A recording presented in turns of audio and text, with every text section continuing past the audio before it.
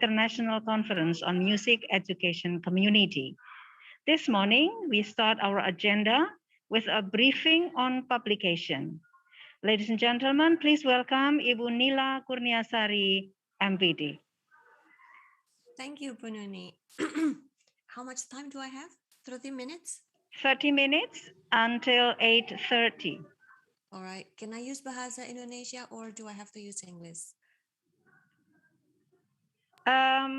It's at your convenience, Ibu, because the participants are Mostly all from Indonesia to guarantee the clarity, complete information, you may also use Bahasa Indonesia. Alright, thank you, Bu Nuni. Bapak Ibu, saya izin menggunakan Bahasa Indonesia, nggih. Pagi ini saya diberi waktu 30 menit untuk menjelaskan terkait publikasi yang akan kita publisher yang akan kita gunakan nanti untuk mempublikasikan karya Bapak Ibu. Nah, izin share screen. Apakah saya bisa share screen? Oh ya, bisa.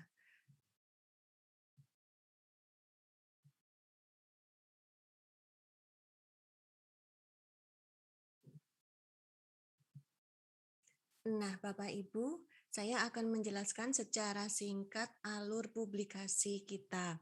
Jadi untuk beberapa bulan ke depan, kita akan langsung memproses paper Bapak Ibu agar dia dimasukkan ke dalam publisher Atlantis Press. Ini bagi Bapak Ibu yang ingin publikasi, ya. Sebentar. Nah, kurang lebih tahap-tahap dari publikasi akan seperti ini, ada durasinya juga. Yang pertama nanti kita akan memberikan kesempatan kepada Bapak Ibu untuk sekali lagi cek format. Cek format ini agar template dari paper Bapak Ibu sudah sesuai dengan template yang diwajibkan oleh Atlantis Press, begitu. Nah, ini nanti kita akan beri waktu selama 1 minggu. Setelah ini nanti akan saya jelaskan template atau format dari paper yang diinginkan oleh Atlantis Press. Ada beberapa highlights yang perlu saya tekankan di sana. Setelah ada format check, nanti kita akan ada content check. Content check ini hanya sekilas saja Bapak Ibu. Jadi kita memastikan bahwa komponen paper sudah lengkap dan sudah jelas semua isinya. Apakah referensi sudah dicantumkan semua? Karena referensi itu Bapak Ibu yang kita cantumkan di reference list atau daftar pustaka itu harus muncul di teks body dari papernya. Jadi ketika Bapak Ibu memasukkan banyak sekali reference di dalam reference list tetapi tidak ada di bodinya, itu juga tidak boleh. Jadi masukkan saja yang dikutip di badannya. Begitu. Content check ini sangat penting karena nanti ketika ketika nanti dikirimkan ke AP, sudah dikirimkan ke AP manuskripnya, dan nanti ada revisi terkait konten, ini termasuk revisi tingkat berat Bapak Ibu, dan nanti akan didenda sekitar 2 juta dari sana, bukan dari kami tetapi dari sana, dan itu akan dibebankan kepada penulis. Jadi sebisa mungkin kita lakukan banyak sekali cek, termasuk cek plagiasi juga, jangan sampai nanti AP menemukannya. Setelah konten cek, nanti kita akan ada proses review. Ini cukup lama karena ada beberapa interaksi antara penulis dan reviewer. Proses review ini berlangsung kurang lebih 1 bulan. Nanti ada yang kita kembalikan ke author dengan minor revision, ada yang major revision, atau ada yang kita tolak begitu. Ini kita memastikan bahwa kualitas paper sudah sesuai dengan standar kita. Nah, nanti saya minta untuk mempercepat proses, Bapak Ibu tolong aktif dalam membalas WA dari panitia atau dari reviewer. Karena semakin cepat paper direvisi, semakin cepat pula bisa kita kirimkan ke publisher. Begitu. Ini kita sangat mengandalkan gerak cepat Bapak Ibu, karena kita tidak bisa apa-apa di sini. Di sini hanya ada interaksi antara reviewer dengan penulis. Proses revisi setelah ada proses review, nanti kita akan memberikan waktu kepada Bapak Ibu untuk merevisi manuskrip Bapak Ibu. Ini nanti kalau bisa nanti Bapak Ibu hanya sekali saja merevisinya, dalam arti dari reviewer kita kembalikan ke penulis, lalu penulis merevisi semuanya berdasarkan remarks atau feedback dari reviewer dan dikembalikan ke panitia lagi. Nah, apabila nanti ada beberapa bagian yang belum direview, maka ini akan kita kembalikan lagi ke Bapak Ibu untuk direview, apalagi terkait konten, karena hanya penulis yang tahu terkait konten. Kita tidak bisa membantu. Kalau sedikit-sedikit mungkin kita bisa membantu, nih. Tapi kalau terkait konten kita tidak berani. Yang terakhir adalah cek plagiasi. Ini 1 minggu plus revisi dari Bapak Ibu. Jadi cek plagiasi sendiri itu sangat cepat, tetapi ketika nanti kita menemukan bukan plagiasi ya, lebih ke beberapa kalimat, biasanya beberapa kalimat yang kurang diparaphrase begitu, atau cara pengutipan yang kurang benar, maka ini nanti akan kita kembalikan ke Bapak Ibu untuk direvisi lagi, karena ini nanti kena denda juga oleh Atlantis Press kalau ditemukan begitu. Setelah semua beres, termasuk cek plagiasi, itu nanti kita akan mengadakan proofreading and layouting. Ini lagi, jadi kita cek lagi selama 1 minggu. Lalu setelah itu kita akan setor ke publisher. Nah, nanti ketika kita sudah setor manuskrip di publisher, biasanya kita akan menunggu sekitar 2 minggu. 2 minggu itu kita hanya menunggu pasif. Jadi setelah ini prosesnya ada di publisher dan kita hanya diminta untuk memperbaiki beberapa detail kalau memang dan menjawab pertanyaan mereka kalau memang ada beberapa bagian dari paper-paper itu yang kurang jelas. Tapi itu biasanya interaksi antara komite dengan publisher, kecuali kalau itu terkait konten ditemukan lagi begitu Bapak Ibu. Itu nanti akan kita sampaikan ke penulis. Nah, setelah nanti selesai proses di publisher itu, nanti artikel bisa diaplikasikan. Jadi biasanya mereka akan mengonlinekan artikel Bapak Ibu, lalu mereka akan menghubungi pihak panitia untuk memastikan versi online itu sudah betul yang seperti ini atau masih ada revisi. Nah, di tahap itu nanti kita akan memberikan linknya ke Bapak Ibu untuk agar Bapak Ibu bisa mengecek sendiri papernya sudah ada di sana betul, tulisan judulnya betul, nama penulisnya sudah betul, afiliasi betul, dan bagian-bagian lain sudah betul atau masih ada yang perlu direvisi. Nah, di bagian ini kalau revisinya minor, revisi kecil-kecil, misal nama salah spelling, kurang L atau kurang S, begitu, itu enggak masalah. Jadi tidak ada denda.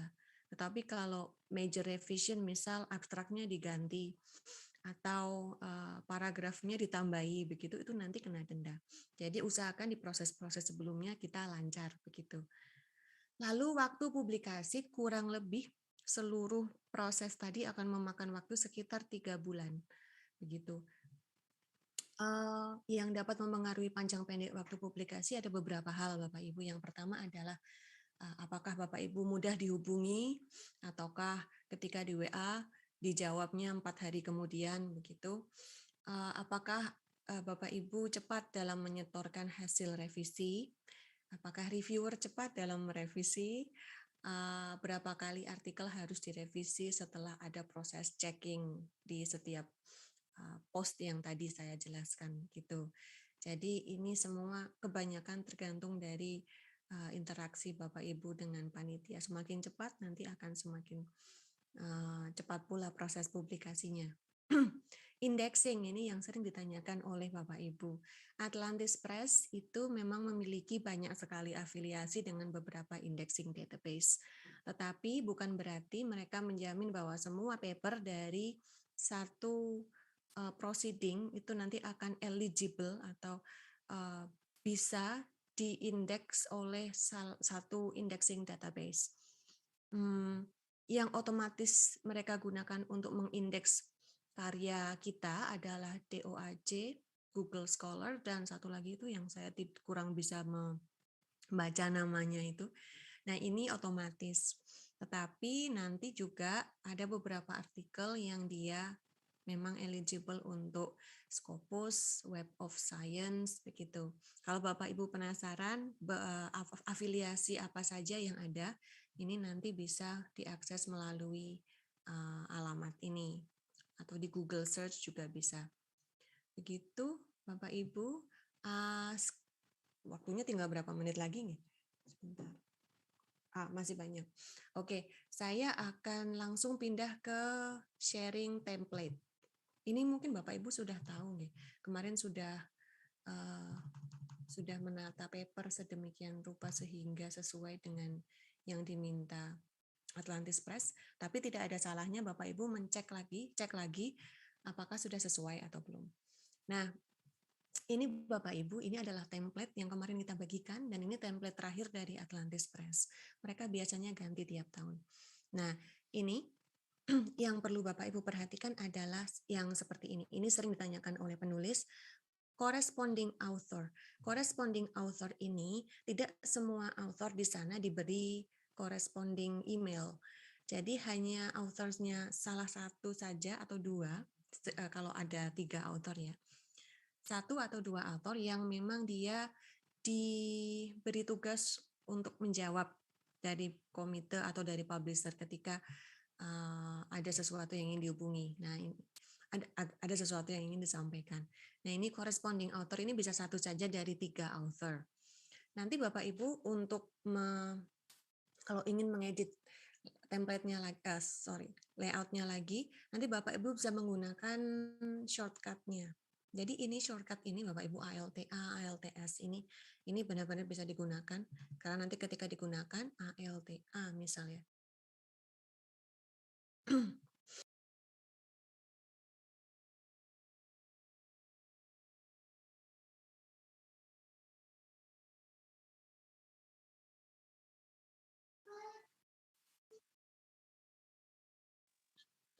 Bu Nila, maaf suaranya nggak terdengar, Bu. Suaranya ke-mute. Oh iya betul. Tadi maaf Bapak Ibu, tadi ketika saya ngeklik shortcut salah satu di ALTA ini, langsung shortcutnya masuk ke Zoom. Jadi tidak ke dokumennya. Oke. Jadi Bapak Ibu bisa menggunakan shortcutnya nggih. Misal ini sesuatu di sini, salah satu dari kalimat ini akan diubah menjadi title, tinggal diklik ALTA. Apabila ini diubah menjadi subtitle, diklik ALTS. Begitu. Jadi tidak perlu mencari-cari di sebelah sini. Mau mencari-cari juga tidak apa-apa Bapak Ibu, karena ini sangat lengkap sekali. Tetapi akan lebih cepat kalau kita pakai shortcut. Lagi yang perlu di-highlight adalah ini. Untuk memformat Bapak Ibu, gunakan template style abstract ini untuk abstraknya. Jadi di sini ada, di sini sudah ada template-nya. Silakan gunakan template yang di situ.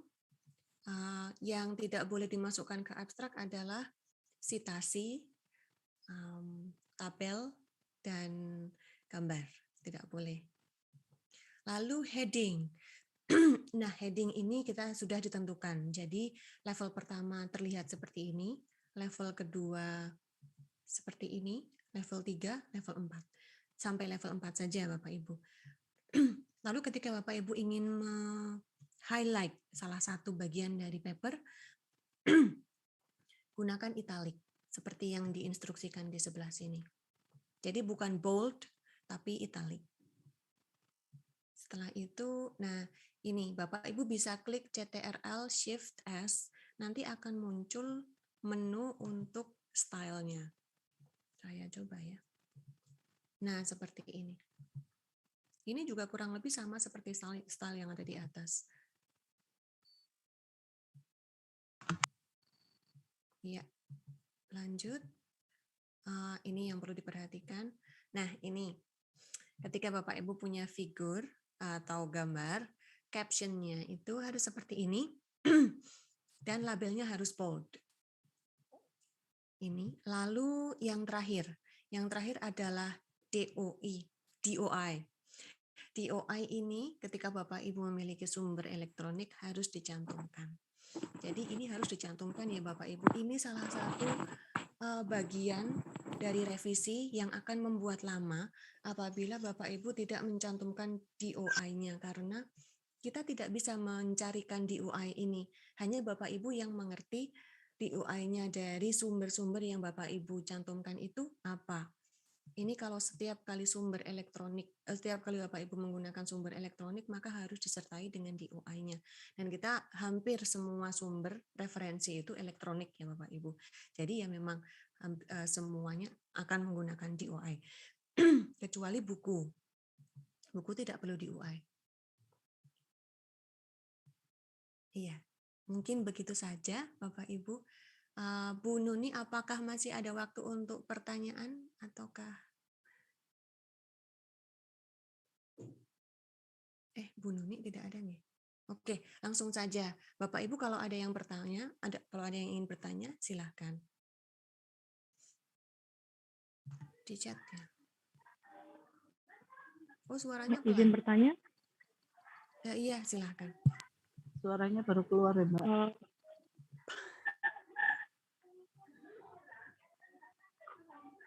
Halo? Halo. Ini siapa dulu ya? Oh, siapa nggih tadi? Tadi siapa tadi yang izin bertanya, kalau kita ya, kalau kita memilih yang penerbitan proceeding seminar.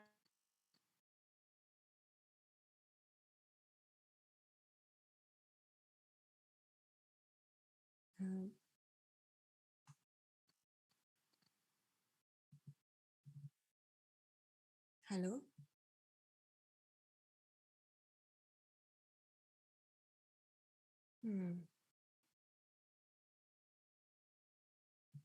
Halo Bapak Ibu, masih dengar suara saya tidak ya? Dengar Mbak, tapi jelas. tadi tidak dengar. Oh ya. Tadi tidak dengar Mbak, baru dengar sekarang. Tadi dengar. Tadi kalau enggak salah ada yang bertanya nih. Lainnya ibu itu tadi terus hilang suaranya. Suaranya putus-putus. Betul. Mungkin Bu Wulan, ini ada yang angkat tangan. Halo, tes. Apakah suaranya terdengar? Ya, sudah terdengar. Oh ya, maaf tadi sudah menyampaikan tapi mungkin suaranya nggak terdengar ya. Ingin menanyakan, saya memilih penerbitan yang dari seminar saja, yang hanya ISBN itu. Apakah prosedurnya sama dengan Atlantis Pers atau seperti apa? Terima kasih. Yang ISBN itu ya. Sebentar, saya konfirmasi dengan. Kalau yang ISBN itu kan itu pihak internal, gitu. Memang kurang lebih prosesnya sama, tetapi nanti mungkin akan lebih singkat, Bu, karena kita tidak berhubungan dengan pihak ketiga. Jadi lebih cepat begitu ya. Tidak perlu menunggu-nunggu. Tapi kurang lebih prosesnya sama memang. Minus menunggu yang tadi di Atlantis Press tadi. Halo? Bentar.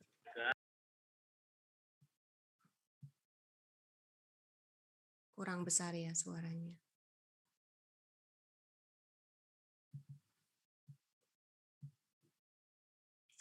Oke. Ya, mungkin begitu ya Bu Wulan. Jadi kurang lebih sama. Apalagi ada proses review, ada proses cek template, ada proses cek konten, tetapi tidak ada proses cek plagiasi juga. Tapi tidak ada proses setelahnya. Begitu. Ada pertanyaan tidak nih di chat box? Oh, tidak ada. Ada lagi pertanyaan Bapak Ibu? Mbak, mohon maaf karena tadi memang suara nggak benar-benar nggak terdengar. Bisakah secara gitu, garis besar? Nggih, sama sekali nggak kedengaran tadi. Oh. Dari awal ya. Oh iya, Pak Bu. Ini dengar. Tempat saya dengar. Ya, suaranya nggak jelas, Mbak. Kalau sekarang bagaimana, nggih? Jelas. Sekarang jelas. Terlalu lembut, jelasin lagi. Agak keras sedikit. Agak keras. Bunila. Bunila memang lembut ya, Bu. Mbak Nila. Bukan lembut loh. Bentar. Ini saja. Memang ini cepat, singkat sekali kok, Bapak Ibu. Kalau mau diulangi juga enggak apa-apa, karena tadi saya hanya membutuhkan 10 menit untuk menjelaskan. Oke. Saya jelaskan lagi nih Bapak Ibu. Jadi kita ada alur publikasi. Nah, alur publikasi ini akan ditempuh kurang lebih selama 3 bulan melalui proses-proses yang seperti ini. Yang pertama nanti kita akan memberikan waktu lagi kepada Bapak Ibu untuk format check. Format check ini memastikan bahwa format yang digunakan di paper itu sesuai dengan format publisher yang dituju. Nah, ini kurang lebih kita beri waktu 1 minggu. Begitu. Begini, jadi sebenarnya kita bisa melakukan ini untuk Bapak Ibu, tetapi akan lebih cepat ketika Bapak Ibu melakukannya sendiri, karena berarti itu kan satu artikel satu orang yang mengerjakan. Kalau kita di sini hanya ada segelintir orang untuk mengecek format sekian banyak paper itu. Jadi ini pasti akan memakan waktu lebih lama kalau kita yang mengecek. Akan lebih baik kalau Bapak Ibu yang mengeceknya sekaligus cek konten berikutnya. Nah, ini cek konten ini untuk memastikan apakah konten yang ada di paper Bapak Ibu itu sudah lengkap, sudah sesuai dengan template dari Atlantis Press. Terutama bagian referensi. Nah, nanti Bapak Ibu pastikan bahwa referensi yang dicantumkan dalam daftar pustaka itu juga adalah referensi yang dikutip di badan artikel. Jadi saya sering menjumpai banyak sekali kutipan yang dimasukkan di daftar pustaka, tetapi tidak ada di badan artikelnya. Jadi tidak dikutip di sana. Nah, ini tidak perlu ya Bapak Ibu. Hanya cantumkan saja sumber-sumber yang dikutip di badan artikel. Begitu. Jadi kalau di daftar pustaka itu ada 20 referensi, maka di atas juga kurang lebih akan ada 20 nama di badan artikel itu. Nah, begitu. Kita meng-highlight format checking dan content checking ini Bapak Ibu. Karena apabila nanti ternyata ada revisi yang diperlukan ketika manuskrip sudah dikirim ke publisher di Atlantis Press nih.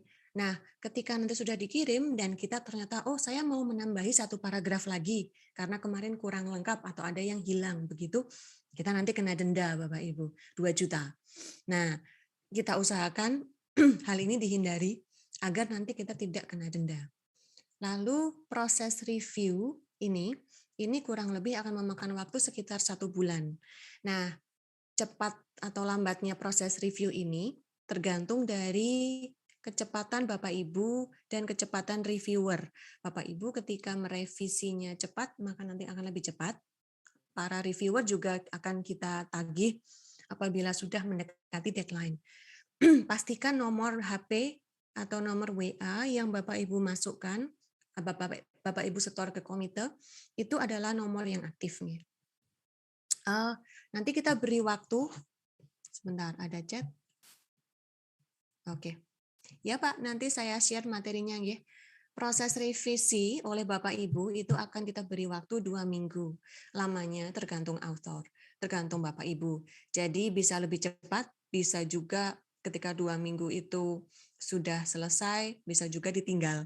Karena setelah deadline itu kita tidak bisa terus-menerus menunggu orang-orang yang terlambat untuk mensubmit revisiannya. Karena kan kasihan teman-teman yang lain yang sudah tepat waktu.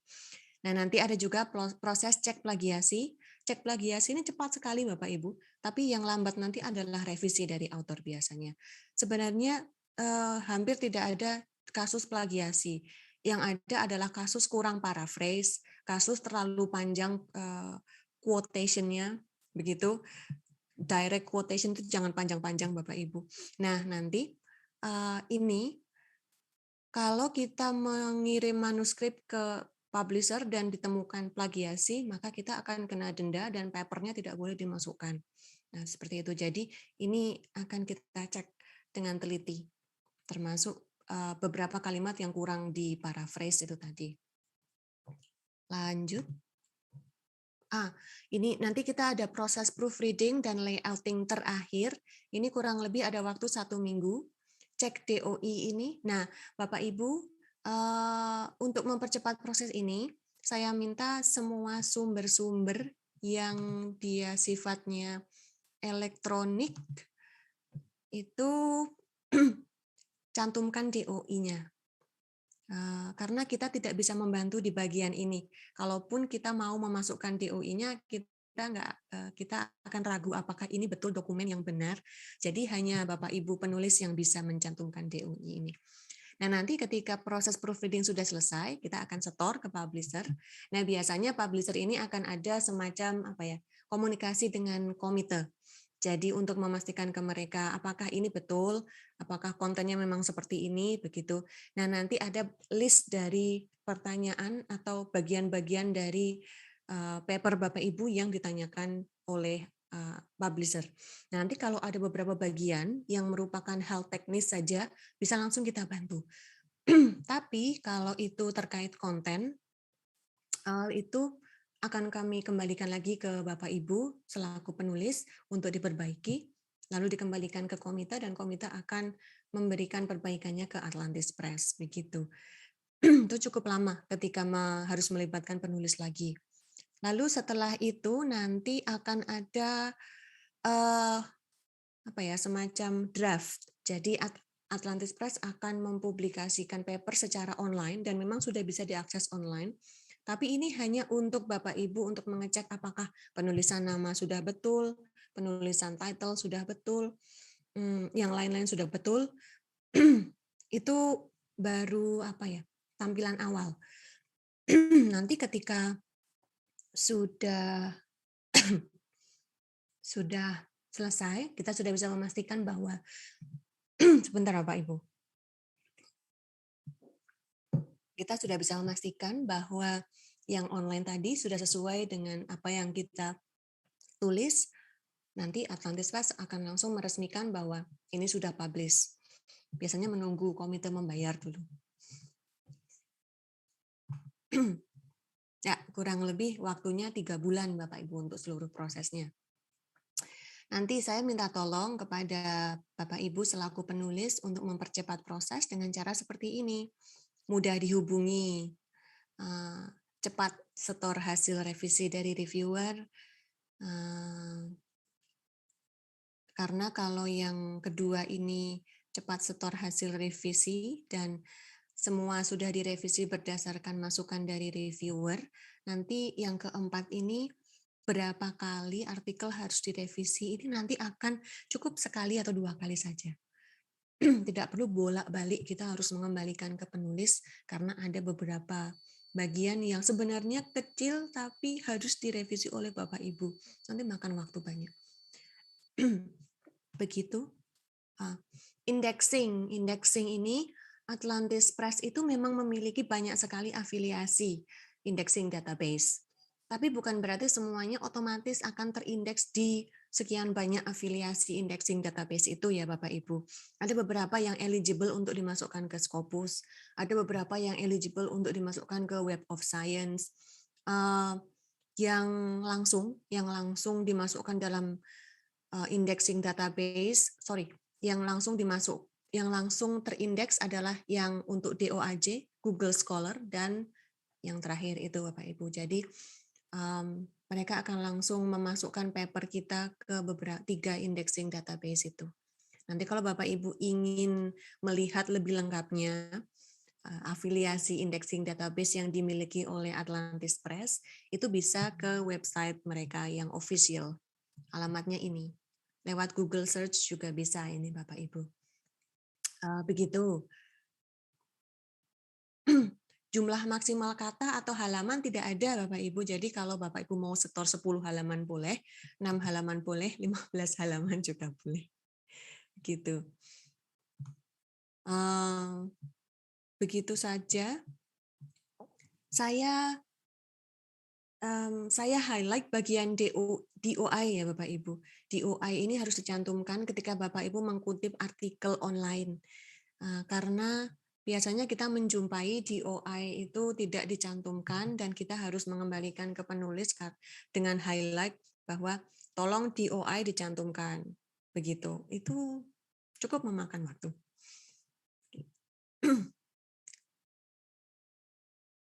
Ini ada pertanyaan sebentar, saya baca.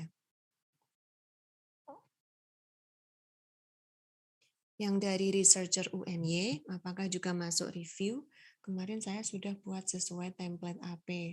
Iya, betul.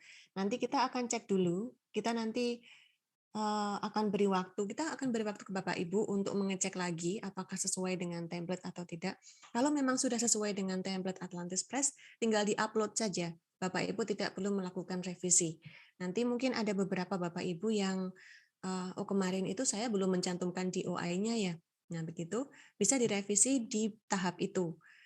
Karena saya tadi sudah memberitahu tahap apa saja yang perlu direvisi, misal selain konten,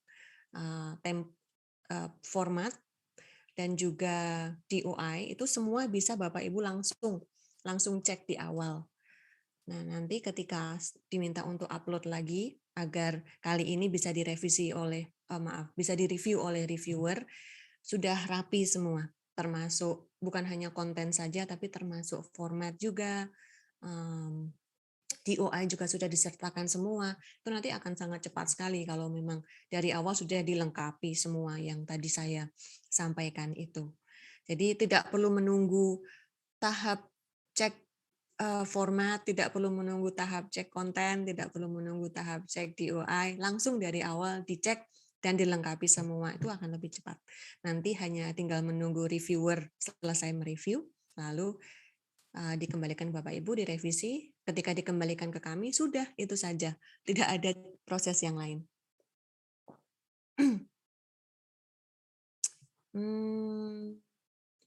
Manuskrip kami yang diupload di akun researcher, sebentar, akan direview atau hanya formalitas?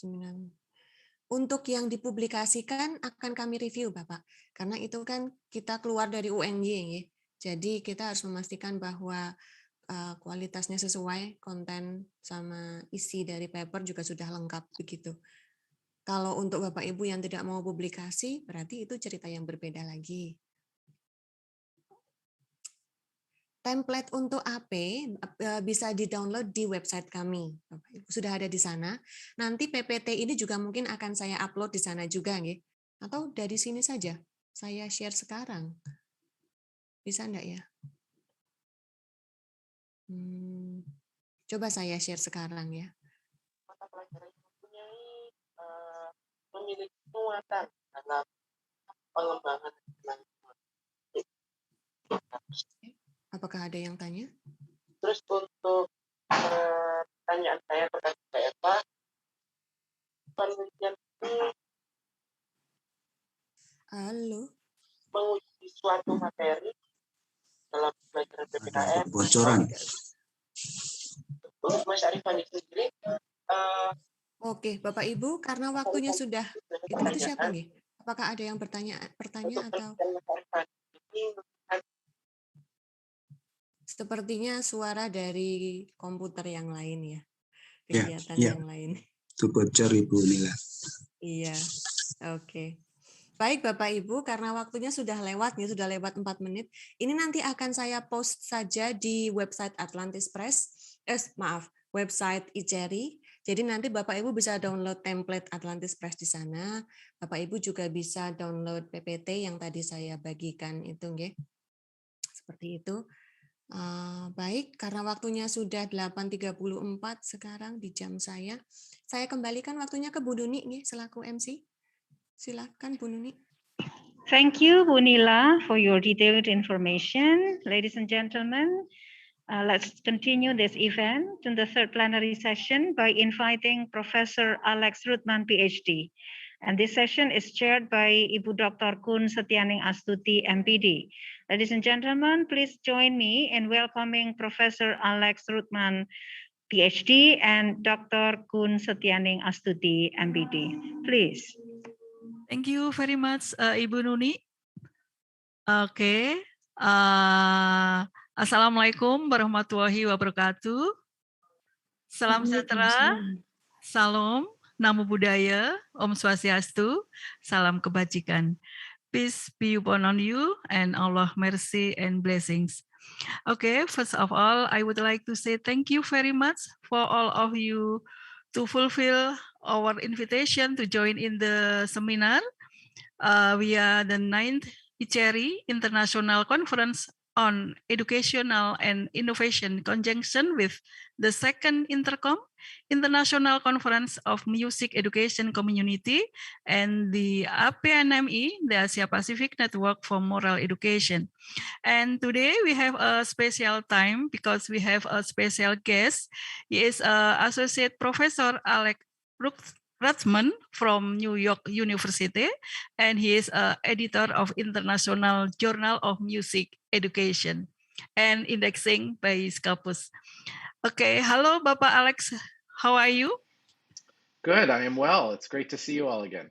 Happy to talk to you today. And before we start, I would like to introduce Bapak Associate Professor Alex Rathman, and I would like to read the curriculum vitae.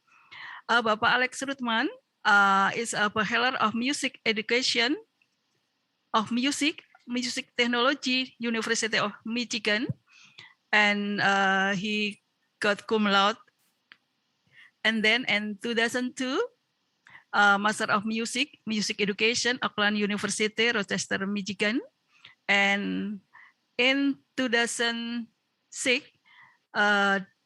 Doctor of Philosophy, Music Education, Auckland University, Rochester, Michigan, and current from 2013 to present, he is Associate Professor of Music Education and Music Technology, Music and Performing Arts profession, and in New York University Steinhardt School of Culture, Education, and Human Development.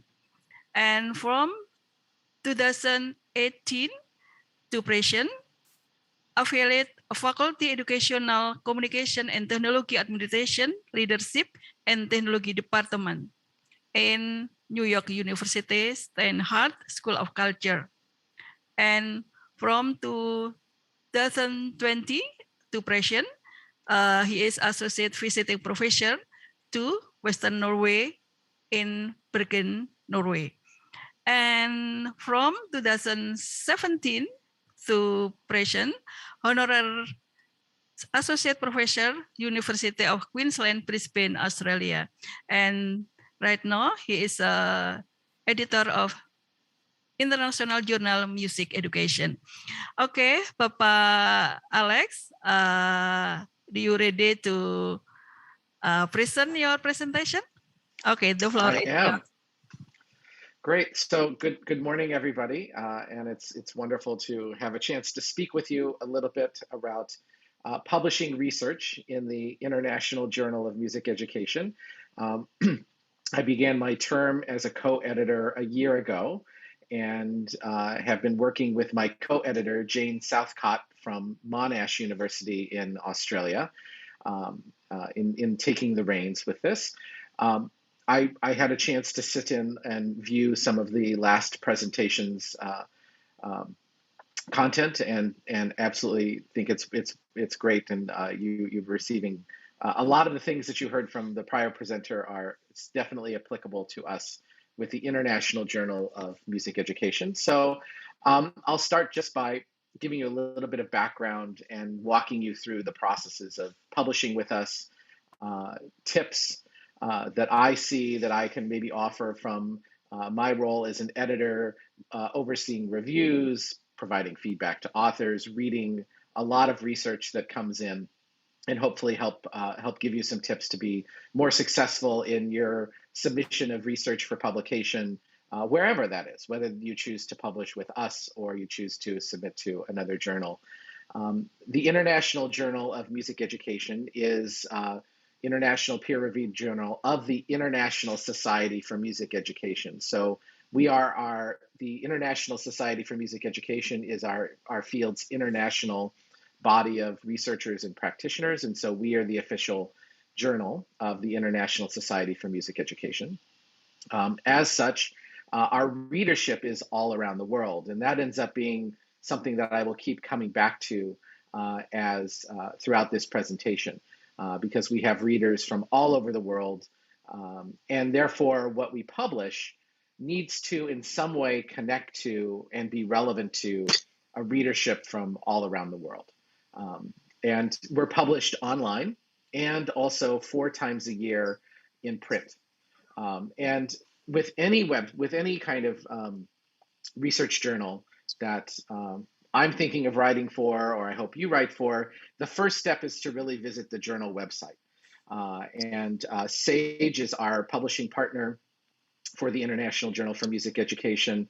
And this is what it looks like. You can, of course, view prior, you can view prior articles. You can see up here our journal indexing and metrics. I heard a lot of discussion about that before, so you can get a sense of our impact factor. And we are listed with many, many different indexing services, Scopus and many others. So if you're interested in more details on that, we can, of course, go into that. But the place where I advocate that everybody start is with the journal description and the aims and scope, because the first thing that we do as co-editors is we receive and read all of the submissions. And the first thing we do is read them and see whether they're a good fit for IJME. And that's where we do the bulk of our first filtering. So before we get into that, I just want to give you a few tips on what makes a successful manuscript to us.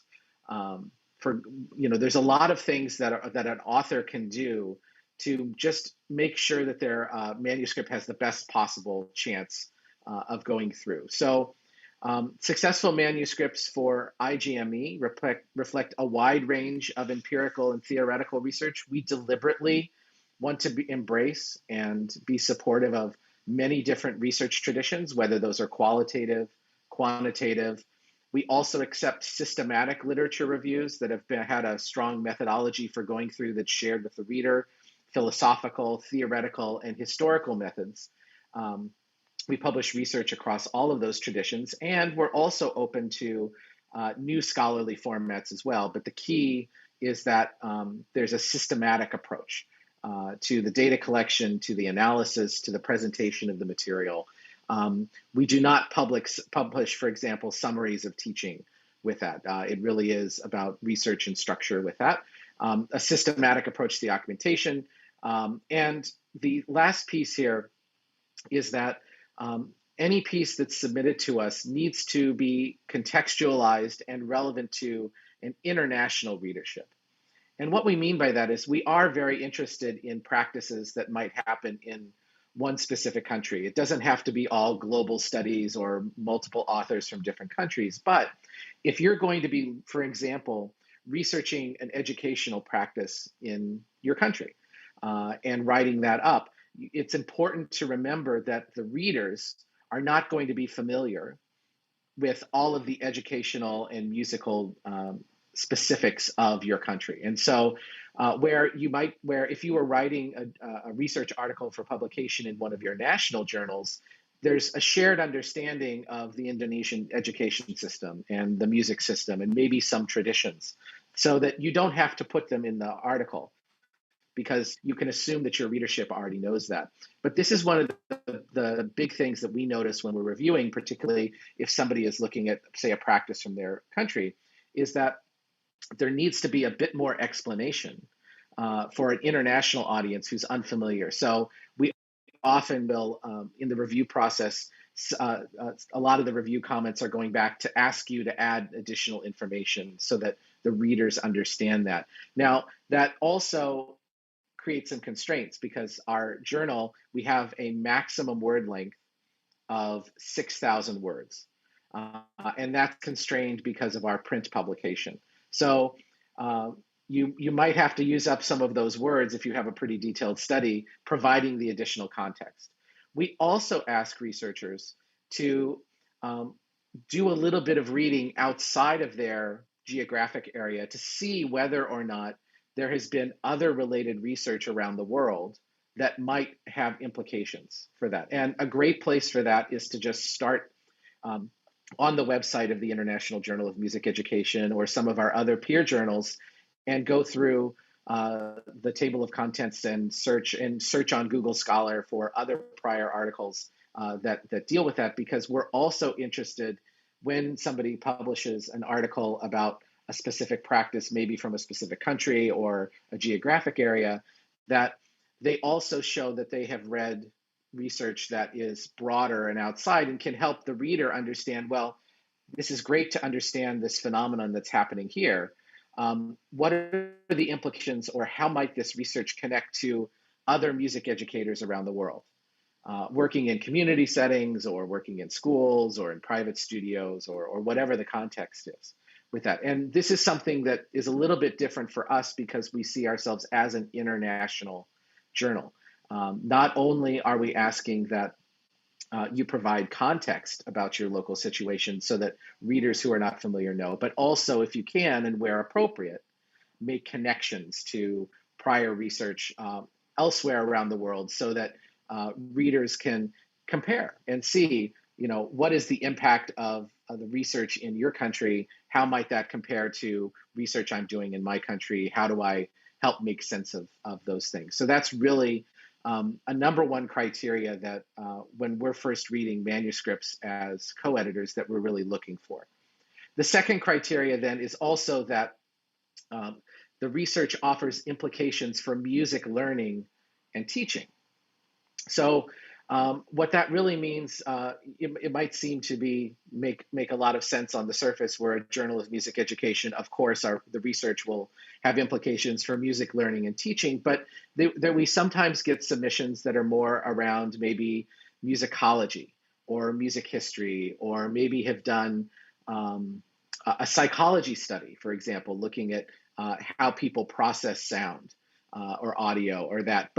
And the focus of the study might be adding really important findings, but the authors haven't structured the study or added contextual discussion that then helps readers make the connections between what they studied in that area to educators, researchers looking at music learning and teaching more broadly.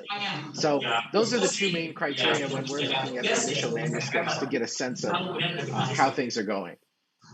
So the next thing that I want to share with you is a bit of an overview on our publication ethics and publication process. So first of all, the International Journal of Music Education is a member of the Committee on Publication Ethics. And if you are unfamiliar with that resource, I strongly recommend viewing that link and looking at that. That's kind of the industry-wide set of guidelines for ethical process in both reviewing, submitting, conducting research, and certainly communicating and preparing manuscripts for submission. It deals with topics like conflict of interest, and also just research ethics in blind review and working with that. And we strongly encourage our authors to read through that and be familiar with that. But to give you just a kind of overview of what we do once we receive our manuscript. So you've prepared your manuscript, you've done your research, you've edited it, you've had other people kind of look at it to make sure it looks good, and you submit it to us for an initial review. So my colleague Jane and I will read every article that comes in, and we're reading it for fit with the journal, all those things that I mentioned before, international readership, focus on music learning and teaching, and we're looking for length and guidelines. So again, we have a 6,000 word maximum. There are some opportunities for rare exception, depending on the purpose. We just recommend that you reach out to us in advance. If your manuscript is longer than 6,000 words, please let us know, because we do check that. And if we don't hear anything from you in advance and we receive a manuscript that is longer than 6,000 words, we will immediately return it to you with the guideline, please revise and bring that down. We're also checking to see, is the manuscript formatted according to volume or edition 7 of the Manual of the American Psychological Association. APA 7 is our format for submission. We do not have our own template. Our template is to follow APA, so double space typed references in that. the manuscript is submitted to us needs to be anonymized, meaning you have to remove every reference to the author's names. In some cases, it helps to anonymize the research site if that's going to give away who the authors are. And you can replace it back with any references that you make in the reference list to maybe prior research that you've published. You would replace your last name with author in that as well. So it's not just about removing your name from the title. It's also removing references to any prior work that has your name in it in the reference list as well, because as part of a double-blind international peer review process, we want to ensure anonymity on both sides, anonymity for the authors and anonymity for the reviewers as we go through that. We then read if those things are checked. Is the research situated in appropriate contemporary literature? We sometimes see this, where somebody is citing research from, at this point, the 1980s or the 1990s predominantly, or even early 2000s, and we're now in 2021. We want to see that research that we're publishing is connected to the current research. That doesn't mean that it's not appropriate at certain times to certainly cite historic other research, because we're often building on that, or it might have been in a very important or seminal study. But if we read through and we see that there's very few citations from the last 10 years, let alone 20 years, we're going to review that. We're going to return that back to you to think through that and to look a little more. Again, as I mentioned before, is the research contextualized to and relevant to an international audience?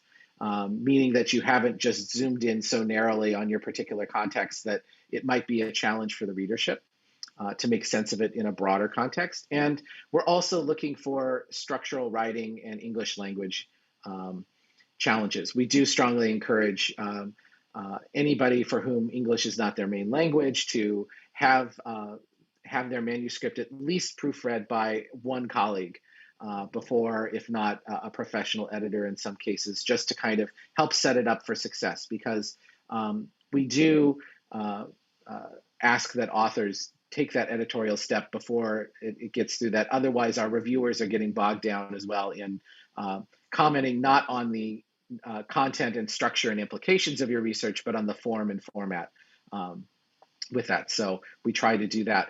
Another thing that we're interested in looking at is the research submitted to us what is called piecemeal?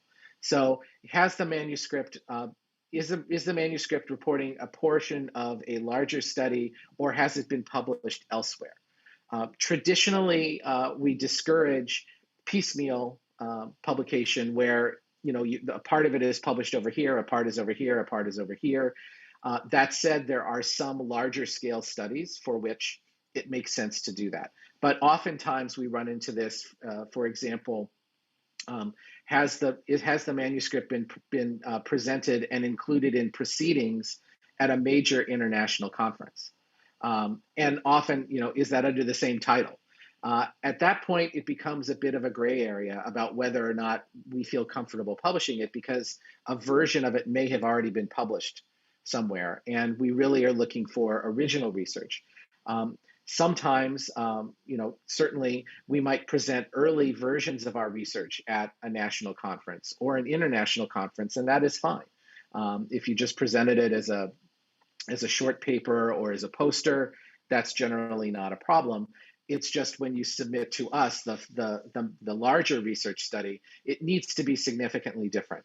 And so we as editors and our peer reviewers will go and search, and many of them are also the experts in the field and have attended and maybe seen some of these presentations as well. And so we're always looking in the back of our mind, does this look familiar? Have we seen this before? Is that? And so we just encourage you that if you're concerned about that, please reach out to us. We always love receiving emails from prospective authors, because we would much rather answer questions up front to save you time and to save us time, and also to help, because we're absolutely, when we go through this process, we want to help and help authors publish their great research as well. And then we also look for, are there any potential conflicts of interest? These are part of the Committee on Publication Ethics guidelines, looking to make sure that you're publishing ethically and going through that. We do occasionally, on a spot basis, submit to plagiarism checking. We rarely do that, though. That's only if we need to do an investigation, which is fortunately very rare. But at the end of this process, we end up rejecting at least 50% of the manuscripts submitted to the International Journal of Music Education because they don't meet these criteria on this slide. So I really want to put this up here as well. So we will only forward on no more than 50% of the submissions that come to my co-editor and I, because we've gone through this checklist and something isn't there. So you already have a greater than 50% chance of moving forward if you go through and review these items and check in with them. We additionally at this stage, if we see that perhaps this article or this manuscript is not a good fit for us, we will also make suggestions to you. We don't want to just send an email, no, sorry, thank you, that's there. We also want to help find other journals. So if we think that there is maybe 2 or 3 other journals or one other journal that could be a better fit for you, we will absolutely make a recommendation to you to go through that, because we see this as also a formative process. We want to help authors publish the best research they can. And maybe this research study isn't the best fit for us, but maybe you're going to do another one. And we certainly want to encourage any research that's relevant to a broad international readership in music education to be shared and to be submitted to us as we go through. So with this kind of initial process, we'll go into now what happens. So we've read your article, we've read your manuscript, it meets all of these criteria. Now we forward it on to our reviewers. We at IJME, our initial attempt is to send your manuscript to 3 anonymous peer reviewers. We believe very strongly in having 3 reviewers. It helps us solve ties. So if one researcher says reject and one researcher says accept, then we have a third perspective to kind of provide some context to advise us. And it's double blind. So again, the reviewers won't know who you are, and you won't know who the reviewers are. And our reviewers are primarily selected from our editorial board, which is also on our website here. You can browse the journal, you can go and look through and see who's on the editorial board. You can read through that and get a pretty good idea of maybe who we might assign, depending on what your topic is. I always find it helpful to go and look and see who's on the review board, because that gives me a sense of who might be reviewing this. And then once we assign the reviewers are given 30 days to complete their reviews. Sometimes it takes a little longer. Most of the times our reviewers are on there. And I'm very proud about the standard that our reviewers provide. They're often giving very, very detailed feedback to our authors. They're doing that in the form of a written summary of the structure and feedback. And then we also encourage our reviewers to make edits and suggestions directly in the PDF of the manuscript that is sent to us. And then for reviewers that add that on a line by line or word by word sometimes basis of feedback, we will forward that back to you so you can follow and look at that. And their comments in there are also anonymized. And at the end of their review, we ask them to suggest to us as co-editors, accept, minor revisions, major revisions, and reject. And oftentimes the reviewers will send us private comments if they have other concerns or other questions they would like us to raise that they didn't necessarily want to share with the reader with that. And so all of that comes to my co-editor and I, and we then read the manuscript ourselves. And then we read all of the comments that the reviewers provide. And then at that point, we're often making a decision with that. So we take their advice, and with 3 reviewers, any combination of those 4 come to us. Sometimes it's reject, accept, etc. But I can say that because we have a fairly low acceptance rate and a high demand of articles, we have around 200, 300 articles a year that are submitted to us. With that, for instance, if an article comes back, reject major revisions from the 3, we will lean towards rejecting that because our reviewers put a lot of time into that. We're very kind of selective on that. However, if there's maybe one reject or one major revisions and then the rest are accept or minor, we will lean towards sending it out for another round of review and returning it to you. Of course, we take seriously anytime a reviewer chooses to put the word reject, because it's a very strong decision on their part to do that. But sometimes there are just different philosophical perspectives between different reviewers. And so we have to step back and look and see, well, do we agree with that? Do we think that there's a really interesting article here that if it were returned back to the authors with detailed comments, that they would be able to make the changes? So sometimes reviewers raise an issue in the data analysis or in the structure of the research that they see as a major flaw that just cannot be fixed because the research was already done.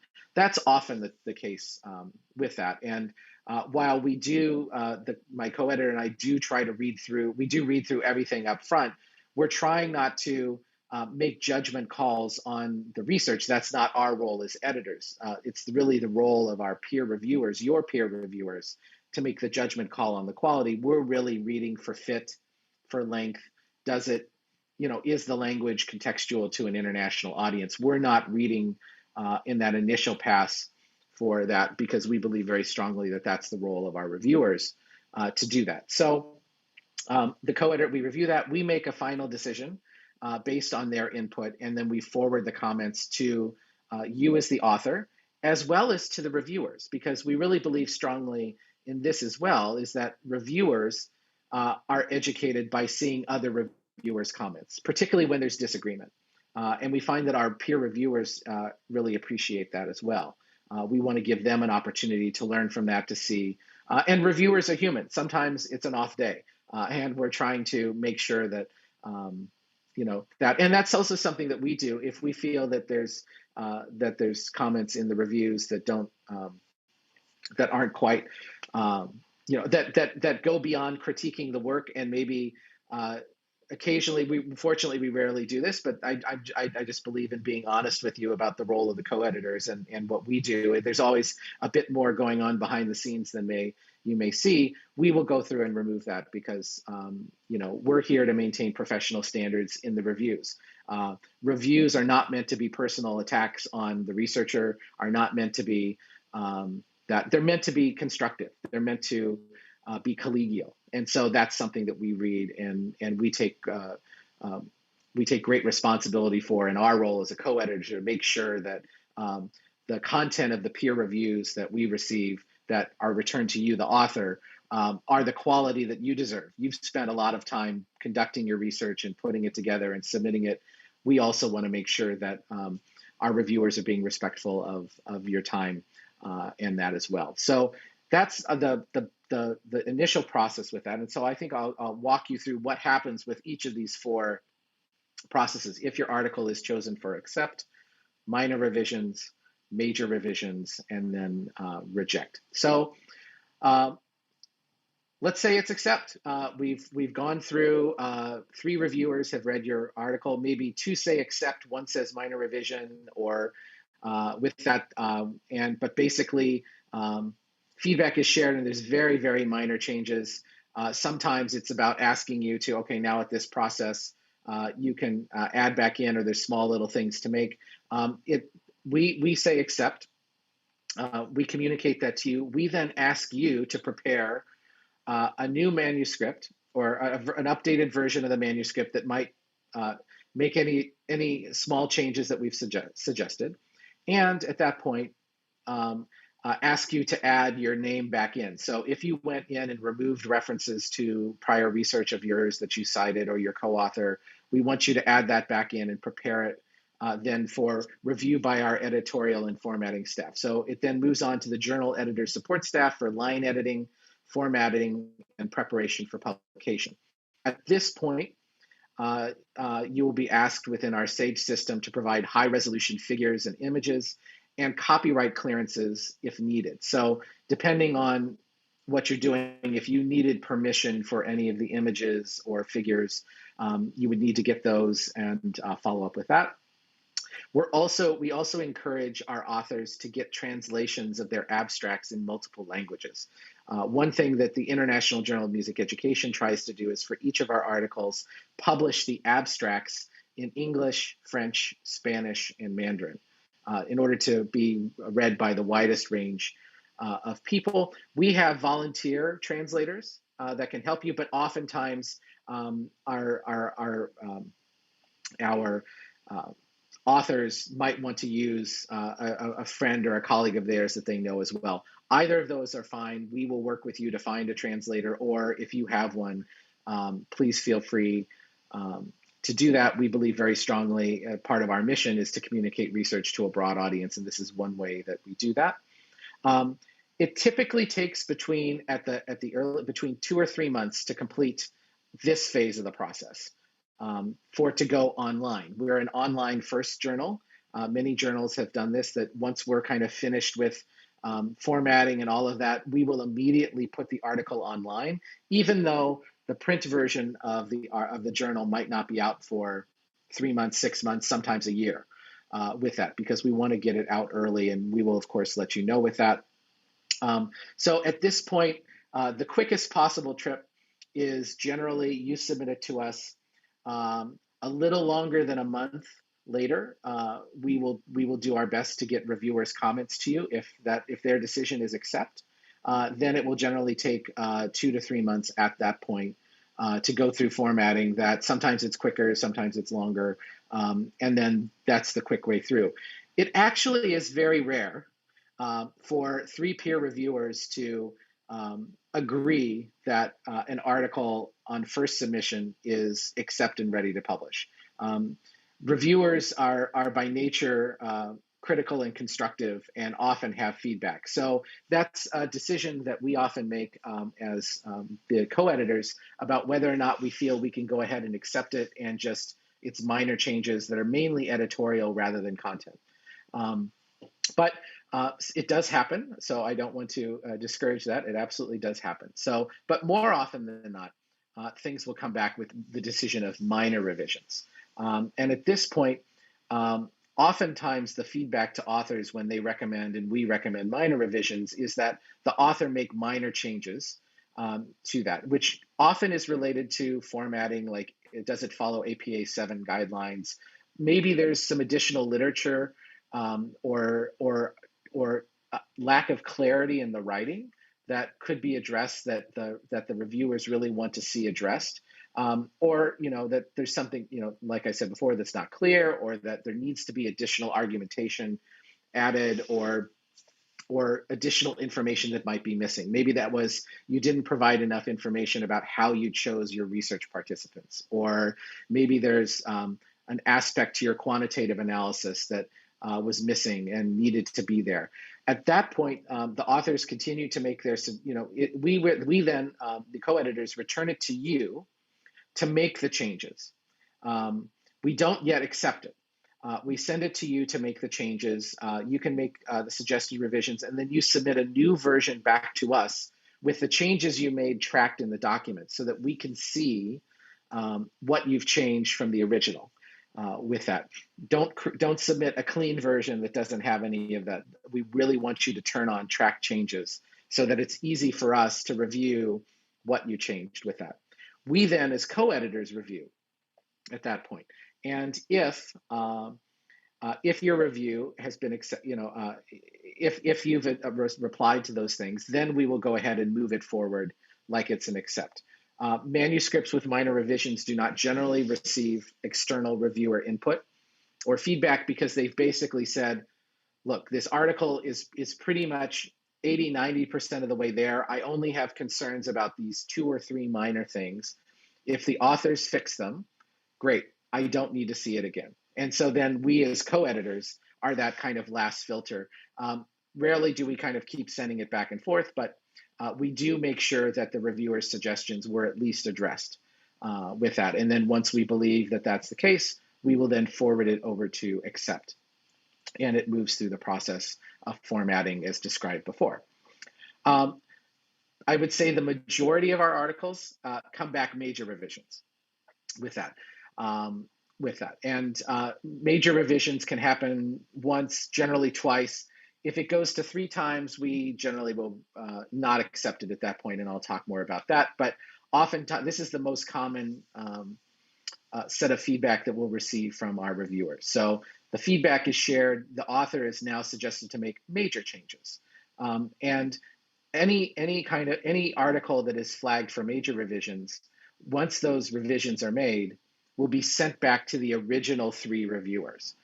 When a reviewer says major revisions, they're raising those issues, but they're also agreeing to review the manuscript again upon revision, to go through that.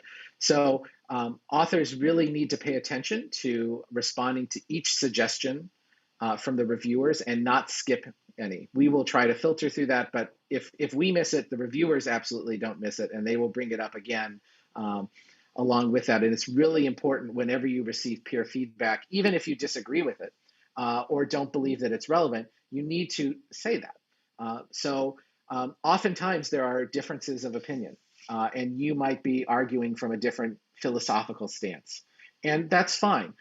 We don't look at our peer reviewers as having the absolute there. They're providing suggestions, and then you, as the author of your article, can provide a counter argument to that. And ultimately, we as co-editors, if there's a disagreement between the author and the reviewers, we will be the people who help negotiate that and try to come to a solution on that. But one mistake that a number of reviewers, that a number of authors make, there's two common mistakes that we sometimes see authors make at this stage: ignoring the comment and just bypassing it and hoping that the reviewer or the editors will miss it upon review, but that rarely ever happens. Or again, they might try to take it personally and respond with that. And again, just like as a co-editor, when we are reviewing our reviewers' comments before sending to you, we will also take the right to review your responses to our reviewers to make sure that you're also being collegial and respectful with that.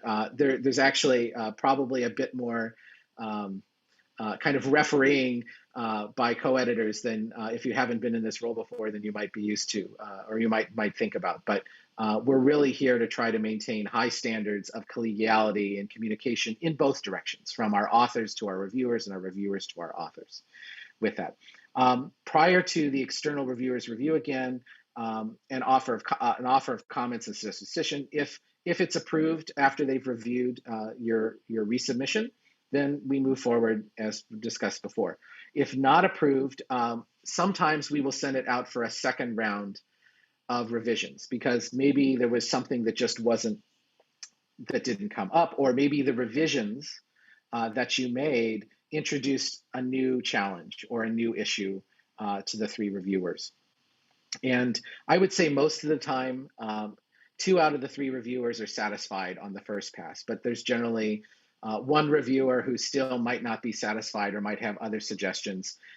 It's rare that we send it out for a second review, but sometimes we do.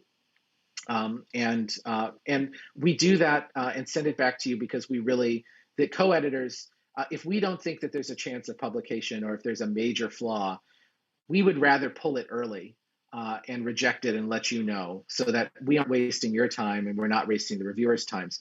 If you submit an article to us and it comes back major revisions, you make the change, you submit it back to us, it comes back again, minor or major revisions. It means that we as the co-editor and we as the journal are really interested in your article, and we believe that there's an opportunity for you to bring it up to the standard that's needed for publication. So we do our best not to waste anybody's time as we go through this. Manuscripts that require more than 2 rounds of revisions will generally be rejected because that generally means that there's been some major impasse, and at that point, the editors don't believe that there's going to be a success in publication with us, and we will return it to you and again give our feedback on what might improve it to guide either submitting it for publication in a different journal or if there's other suggestions we can provide. Again, we're trying to be constructive in our feedback as we go through with that. So the final category is often the quick one, is the decision is reject. So the feedback from the reviewers and co-editor is shared. We encourage the author to read comments constructively.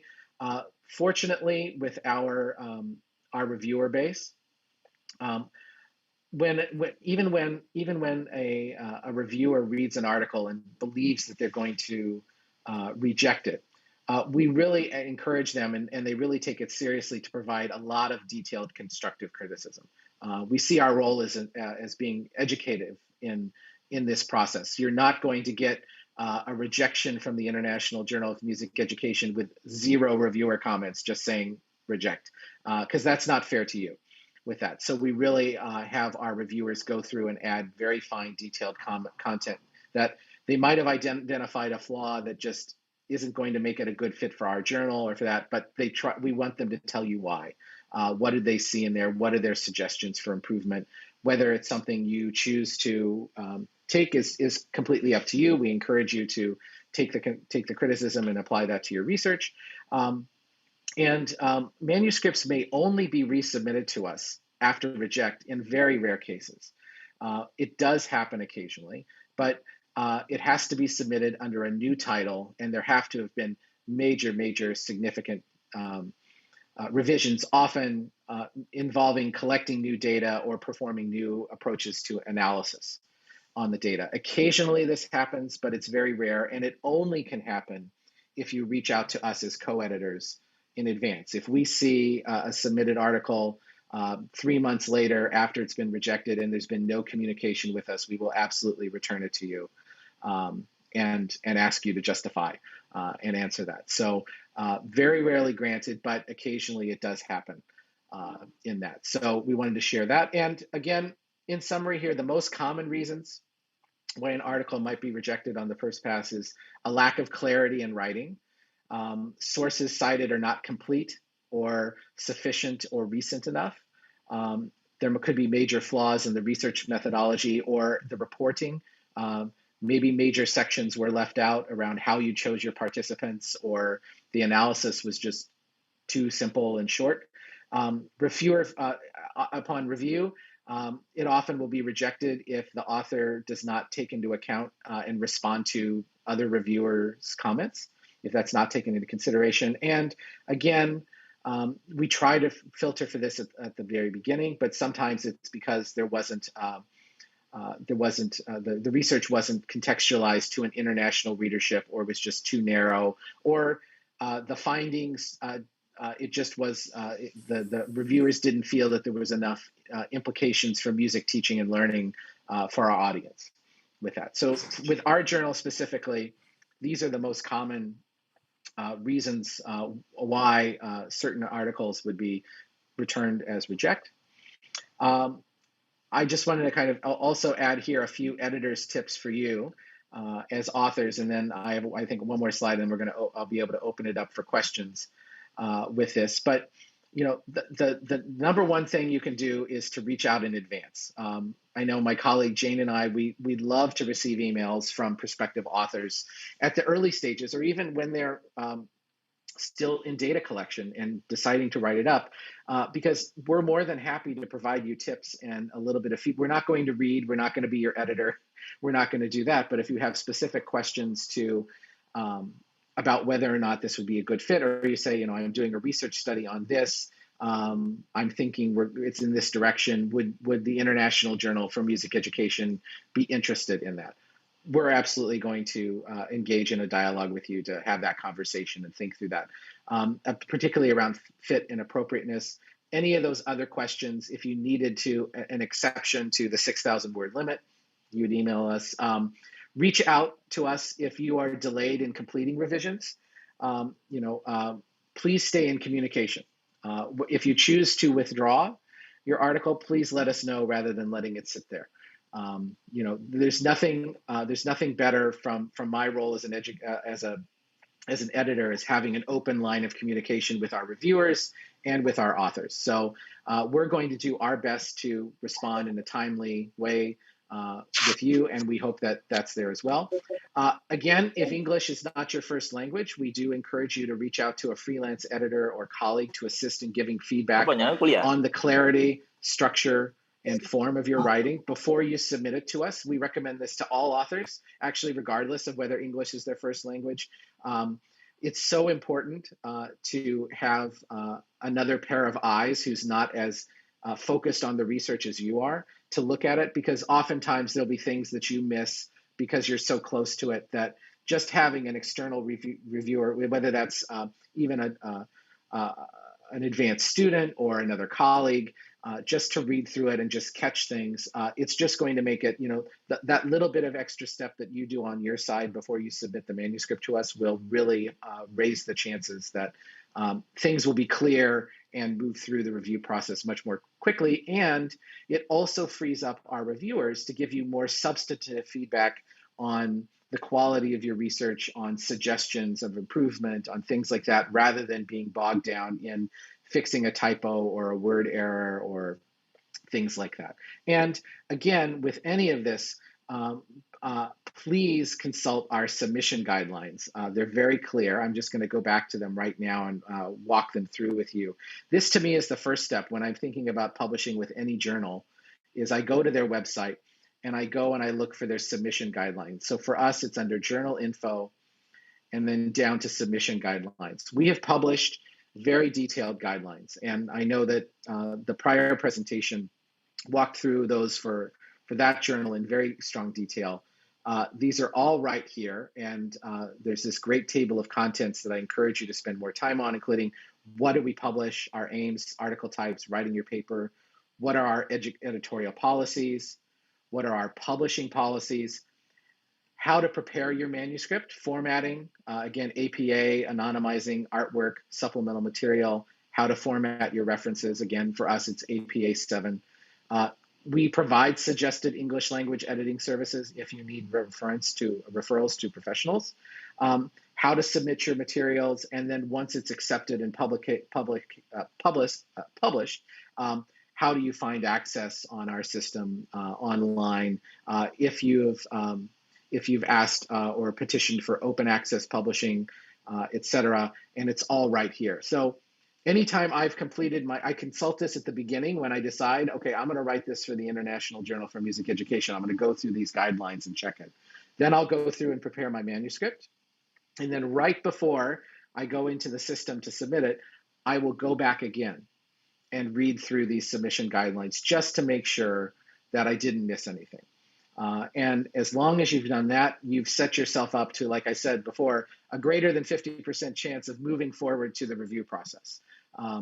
Again, we spend, probably right now 50% of the submissions we receive at the front end here. We go back up to that slide here for our initial review. Are rejected because they haven't met this. And the bullet points that we put on this slide are directly taken from our submission guidelines. So it's really, again, just read that, take that very seriously for any journal that you're working at. Most journals at this point should have a detailed set of submission guidelines to guide you as an author. And so at this point, I'd like to open up, I'll now open up so I can see a little bit of the questions in the chat, but I'm interested in your questions. If you have other things, maybe there was something I didn't talk about or that you want to know more about. I'm always happy to talk about, how to choose the right journal, preparing manuscripts, the peer review process, writing and adapting your research for an international audience, metrics, any things like that. And we also encourage you to please reach out to either me or to my co-editor, Jane, at any time with questions. We love receiving them, and we do our best to respond in a timely manner because we're really interested in publishing the best research that has implications for music teaching and learning around the world. We are our professional organization's leading international journal, and so we're very interested in that. And that said, we also take extra care to provide additional mentorship to authors and researchers from countries and regions whose research is not as frequently published. In that we really, I know me personally and my colleague Jane, we are really, I'm really thrilled to speak to you all today because we would love to see more research from Indonesia in our journal. We want to know more about what you're learning about how to teach your students, how you train your teachers, how you work with musicians of all ages in education settings from young or from birth to older adults with that, because it's really important for our field to understand the diversity of music education practices and the diversity of cultures, and everybody around the world can learn from learning more about how people around the world make music, learn music, teach music. And so I really am here and happy to share with you today and engage with you in this dialogue. And if there's anything I can do to help you prepare your research, we'd love to have your submissions and give you the best shot possible of making it through to publication. So thank you for your time, and I'm ready to take any questions you might have. Thank you.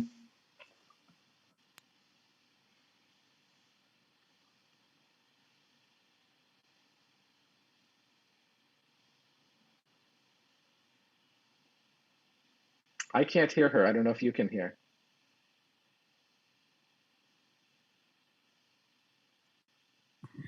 Thank you very much, Bapak Alex Rukman. Bapak Min is Mr. ya.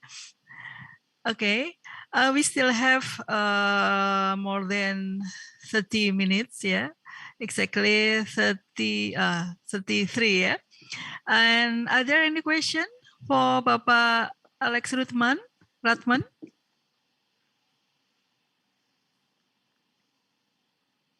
Hello.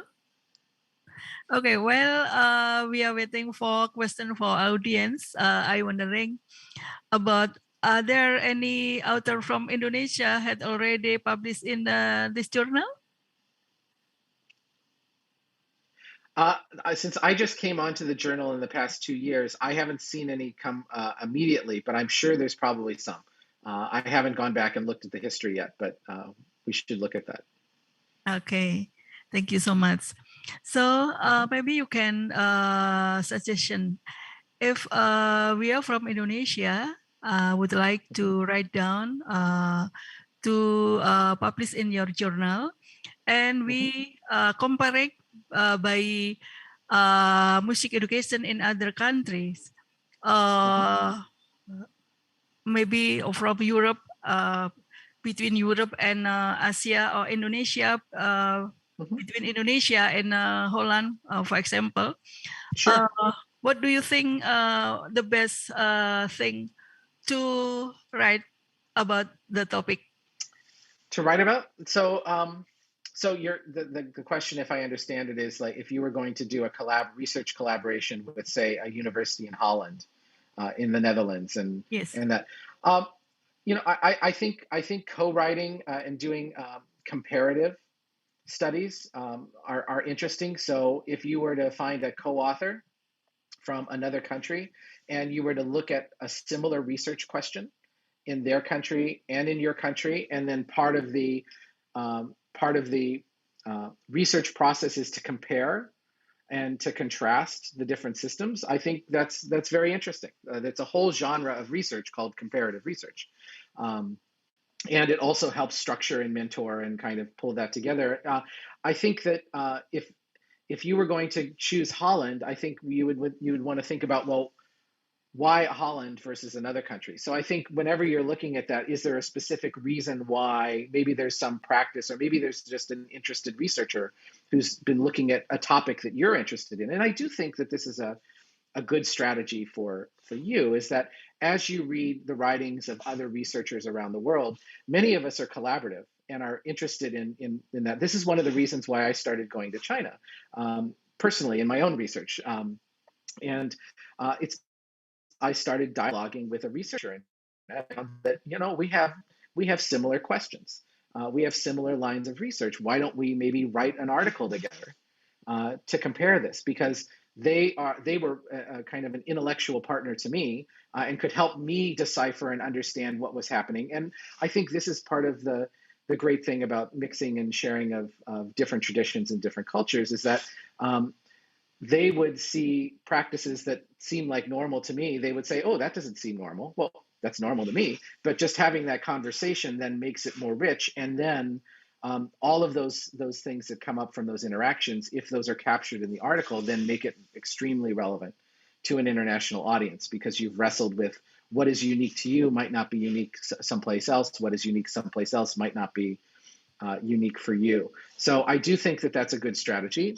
I think another strategy is to write, is to do comparative work with countries that are near you in a similar geographic area, but for which there's going to be, there still might be very strong cultural differences and education traditions in that. And so there also is, in our field, the Asia-Pacific Symposium on Music Education Research, which I know probably many of you are involved in, and that's a great venue, also affiliated with ISME in and around that. And that's a great opportunity to collaborate with your colleagues here in the Asia-Pacific region in doing kind of comparative or just kind of contextual studies. And then from there, presenting a paper at that conference and then say, oh, well, let's now take that and submit it to the International Journal of Education, Music Education. We're happy to do that.